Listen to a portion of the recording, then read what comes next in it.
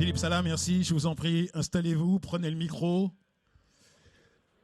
Bonjour, merci. Donc, pour ceux qui viennent de nous retrouver, nous vous offrons une superbe après-midi en conviant les patrons des licornes à venir nous présenter leur réussite, à venir nous présenter le succès. Nous avons eu tout à l'heure Antoine Hubert donc, qui veut nous faire manger des insectes et je vais les goûter avec grand plaisir. Vous, c'est totalement différent, même si ça passe par le même canal. Et vous allez vous présenter. Vous avez 1 minute, c'est le pitch pour vous présenter. Qui êtes-vous, que faites-vous ? Donc bonjour, merci pour l'accueil du MEDEF aujourd'hui. Donc Philippe Salah, fondateur et CEO de Dental Monitoring. Dental Monitoring, on a voulu rationaliser l'accès aux soins. L'accès aux soins dans le milieu du dentaire est un problème mondial, pas du tout français. Et aujourd'hui, la prise de rendez-vous et la raison de la prise de rendez-vous n'est pas du tout évidente. Donc il y a une très grosse déperdition de capacité médicale à travers ces rendez-vous. Et aujourd'hui, Dental Monitoring, par un screening, par un triage des patients en amont, permet de rationaliser l'accès aux soins. Alors, qu'est-ce que vous allez proposer ? Précisément, donnez-nous un exemple. C'est-à-dire que demain, j'appelle mon dentiste, que va-t-il se passer une fois qu'il sera en accord avec vous, qu'il sera passé par vos fourches codines ? Alors, en fonction des solutions que va utiliser le dentiste ou le spécialiste, le patient va être triagé avec nos technologies d'intelligence artificielle. On va détecter un certain nombre de patterns dans sa bouche et qui vont justifier la prise en charge par le médecin. Si c'est une urgence, s'il y a un besoin de traitement orthodontique, s'il y a un besoin de traitement de paro, d'implanto, etc., ce triage va être fait en amont. Donc la prise de rendez-vous va être rationalisée et beaucoup plus efficace. Parce qu'il faut bien comprendre que dans le milieu du dentaire, que ce soit en France ou ailleurs, parfois on peut attendre 6 mois, 1 an avant d'avoir un rendez-vous avec un spécialiste. Donc vraiment rationaliser cette prise de rendez-vous est quelque chose de fondamental dans l'accès aux soins. Vous allez utiliser bien sûr l'intelligence artificielle, vous l'avez dit, mais on va, là encore, pour être beaucoup plus précis, que l'on voit. Je suis chez moi, j'ai mal aux dents, j'appelle le dentiste, que va-t-il se passer ? Je vais utiliser quoi ? Cet appareil-là, c'est ça ? Alors tout à fait. Alors je vais prendre un exemple assez concret qui est en orthodontie. En orthodontie, vous allez faire un traitement orthodontique par bracket ou par liner et vous allez voir en moyenne, hors Dental Monitoring, à peu près une 20aine de fois votre praticien pour suivre votre traitement. Aujourd'hui, donc c'est 20 rendez-vous qui sollicitent beaucoup le système de santé. Donc aujourd'hui, avec Dental Monitoring, il y a un device qu'on va fournir au patient et une application que le patient va pouvoir télécharger. Le patient va pouvoir se scanner la bouche. L'intelligence artificielle va évaluer est-ce que le traitement est on track, comme on dit, et en fonction de ça, un rendez-vous va être programmé avec le spécialiste. Le résultat est immédiat. On voit généralement une réduction de plus de 50% du nombre de rendez-vous chez le praticien. Donc évidemment, ça libère autant de slots pour d'autres patients qui ont besoin de soins. Vous vous êtes rendu compte, en travaillant sur votre proposition, en fait, que le champ du dentaire est traité de manière artisanale. Qu'est-ce que vous changez, vous ? Aujourd'hui, malheureusement, quand on ne voit pas son patient, on ne sait pas ce qui se passe dans sa bouche.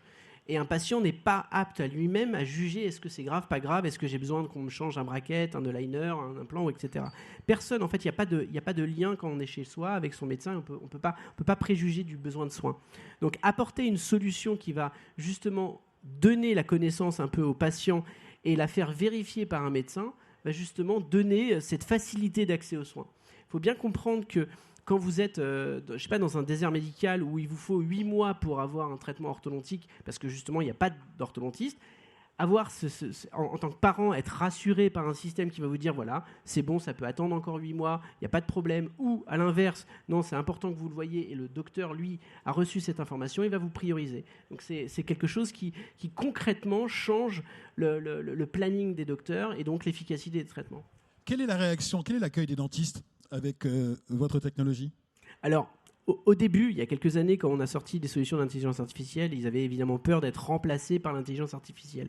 Et aujourd'hui, c'est plutôt l'effet inverse. On va dire qu'un orthodontiste qui utilise Dental Monitoring a beaucoup plus de chances de travailler correctement qu'un orthodontiste qui n'utilise pas Dental Monitoring. Parce qu'on lui permet de voir plus de patients, on lui permet de mieux les voir, d'éviter les problèmes au long cours et donc forcément de mieux traiter. Est-ce qu'il faudra aussi que le patient, c'est-à-dire moi, l'usager, j'ai un apprentissage, que j'apprenne à me servir de votre technologie ? Je pense que aujourd'hui l'application a été construite avec les standards d'usabilité habituels. Donc aujourd'hui, c'est très très facile pour un patient d'utiliser Dental Monitoring. C'était marrant parce que je discutais avec la secrétaire du MEDEF qui utilise Dental Monitoring et des solutions adjacentes à Dental Monitoring et qui justement est venue me voir en me disant bravo, ça a été immédiat l'utilisation et les bénéfices, je l'ai senti tout de suite. Là, nous parlons de la France, mais est-ce qu'un berger ouzbek ou un berger argentin, ou je ne sais pas, moi, sud-africain, pourra utiliser votre technologie ? Alors, on a eu pas mal d'ambition dès le début chez DM. Et donc aujourd'hui, on est exploité dans plus de 50 pays avec des présences physiques dans 18. Et aujourd'hui, alors pas ouzbek, mais à peu près partout dans les pays où le soin quand même est facile d'accès, vous allez pouvoir trouver Dental Monitoring, oui. Quel est votre plus gros marché aujourd'hui ? Les US, aujourd'hui, ça représente plus de 50% de notre marché, avec une très très forte croissance ces 2 dernières années. Et je pense que la Chine sera, j'espère, dans les 3 ans, notre second marché. C'est un marché très concurrentiel ? Alors, on n'a pas de concurrent aujourd'hui, donc je ne vais pas dire concurrentiel, mais on sent que le milieu du dentaire s'intéresse de plus en plus à nous, donc on voit poindre ici et là des petits produits qui pourraient être dans le futur des concurrents. Alors, on travaille avec eux pour éviter que ça ne se fasse pas. Alors, maintenant, il faut qu'on aborde un sujet qui vous tient à cœur. Quand on s'est appelé, je vous ai senti, mais excédé, et tenez-vous bien, Philippe Salah tient à le dire, les Français sont très bons. N'est-ce pas ? En fait, quand non, mais c'est ça, c'est vrai. C'est aujourd'hui, je crois qu'on ne se rend pas compte. Ouais. Aujourd'hui, DM est utilisé, comme je le disais, dans 50 pays. Donc, on a une bonne connaissance de ce que ça représente que l'accès aux soins dans chacun de ces pays. Parce qu'on travaille avec des professionnels de santé dans tous ces pays. Et en France, on a ce traditionnel French bashing, et particulièrement de notre système de santé. Je crois qu'on ne se rend pas compte à quel point, finalement, il est facile d'avoir accès à des soins affordable, accessibles, dans des délais absolument incroyables. C'est pas totalement fou aux États-Unis de voir un patient qui est juste pas traité parce que son assurance ne le couvre pas. Ah non, désolé, vous n'avez pas pris cette option, vous n'êtes pas traité. Un enfant de 15 ans qui n'est pas traité, ben c'est plus tard beaucoup de problèmes. Alors peut-être que dans le soin dentaire, on se dit c'est pas grave. Ben si, parce que ça change tout son accès à la vie. Avoir un beau sourire, avoir une bonne santé bucco-dentaire, etc., c'est quelque chose de très important. Et en France, on a ça. Et particulièrement, et c'est pas juste la France, c'est la France dans l'Europe, on est bien mieux placé que l'Espagne, que UK. UK, c'est dramatique pour l'accès aux soins dentaires.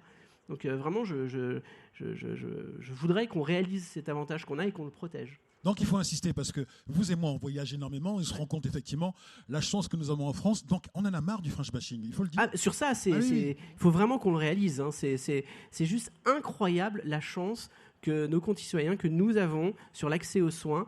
Et le fait que d'une certaine manière les prix sont contrôlés fait que c'est quand même encore achetable.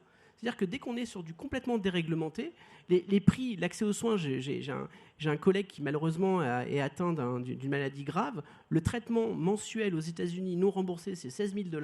En France, c'est 6 000 € remboursés. Donc juste même le prix est très différent. Et après, le fait que ça soit remboursé fait que ce collègue a accès aux soins et pourra être sauvé. Vous cherchez à nous faire prendre conscience de ceci au sein de French Care. De quelle manière vous travaillez justement pour nous faire prendre conscience de tout ça ? Alors, il y a eu une initiative qui a été faite par un grand nombre d'acteurs de la santé française, c'est justement de commencer à travailler sur la réalisation, à quel point le système de santé français est assez unique. Donc, on a créé ensemble ce qu'on appelle la French Care, qui est un outil de lobbying et de rappel à quel point les acteurs de la santé français se battent dans un écosystème international qui est quand même très compliqué, où la concurrence est très forte, et l'accès au financement de ces acteurs français est primordial pour pouvoir garder notre système de santé français comme, je pense aujourd'hui, de très loin, un des leaders mondiaux. Alors très souvent, on dépeint les chefs d'entreprise comme des gens sans morale et sans valeur. Malheureusement, j'en connais certains qui le font.